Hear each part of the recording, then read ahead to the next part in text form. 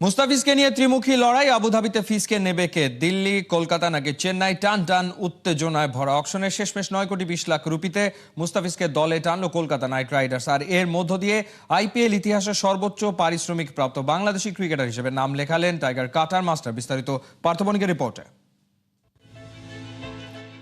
Auction টেবিলে Kolkata Knight Riders দলের প্রধান নির্বাহী ভেঙ্কি মাইসোর আর হেড কোচ অভিষেক নায়ারের হ্যান্ডশেক। সাথে সাথেই আইপিএল নিলামের বিগ মঞ্চে ভেসে উঠল একটা নাম, বড় করে লেখা মোস্তাফিজুর রহমান সোল্ড। 4 মিনিটের রুদ্ধশ্বাস ব্যাটেলের পর কাটার মাস্টারকে টিমে টানতে পেরে তাই কলকাতার টেবিলে যেন যুদ্ধ জয়ের আমেজ। হ্যাঁ, আইপিএল ইতিহাসে মোস্তাফিজই এখন বাংলাদেশের মোস্ট এক্সপেন্সিভ প্লেয়ার। পারিশ্রমিক হিসেবে পকেটে পুরলেন 9,20,00,000 রুপি।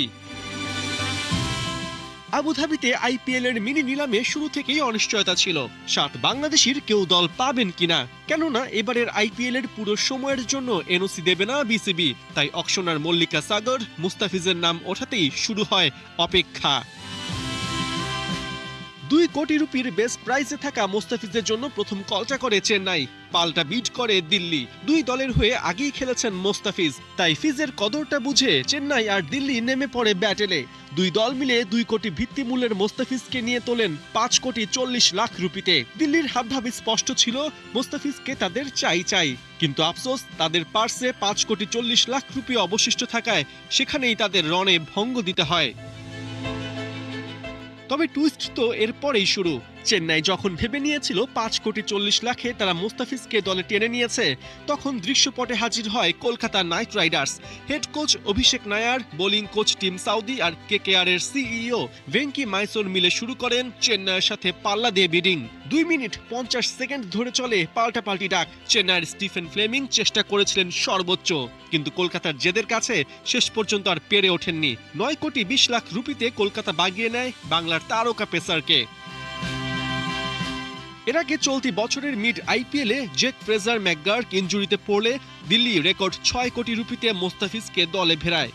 ওটাই ছিল বাংলাদেশি ক্রিকেটার হিসেবে সর্বোচ্চ পারিশ্রমিকের রেকর্ড। আর এবার 7 মাসের ব্যবধানে সেই রেকর্ড ভেঙে আইপিএলে আরও উঁচুতে স্থান পেলেন মোস্তাফিজ। নিলামে এরপর বাংলাদেশিদের মধ্যে কেবল তাসকিন আহমেদের নামই উঠেছিল লিস্টে, কিন্তু কেউই আগ্রহ না দেখানোয় আনসোল্ডই থেকে যান। উল্টো দিকে রিশাদ, তানজিম সাকিব, নাহিদ রানা, রকিবুল, শরীফুল কারো নামই ওঠেনি নিলামের মঞ্চে। পার্থবণিক, ৭১। দল পাওয়ার আশায় কেটে যাবে না সিজনের পর সিজন, বরং বাংলার বুকে জন্মেছে এমন এক বোলার যাকে নিয়ে 3 ফ্র্যাঞ্চাইজি করলো কাড়াকাড়ি। শাহরুখ খানের ডেরায় এবারের নিলাম থেকে কোন তারকা গেল ফিজের সাথে, সেই খবরের বিস্তারিত খালিদ জামিলের রিপোর্টে।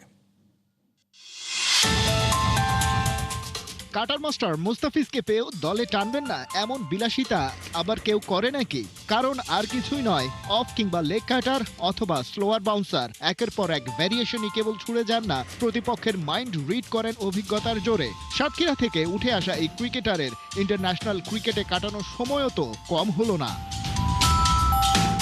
শেষ পর্যন্ত বাংলাদেশের কাটার মাস্টার 9,20,00,000 রুপিতে চলে গেলেন কলকাতা নাইট রাইডার্সের ডেরায়, যে ফ্র্যাঞ্চাইজিতে এর আগে মাতিয়ে গেছেন সাকিব আল হাসানও। সেই কলকাতায় এখন সাকিব নেই, তবে টিকে আছে তার আবহ।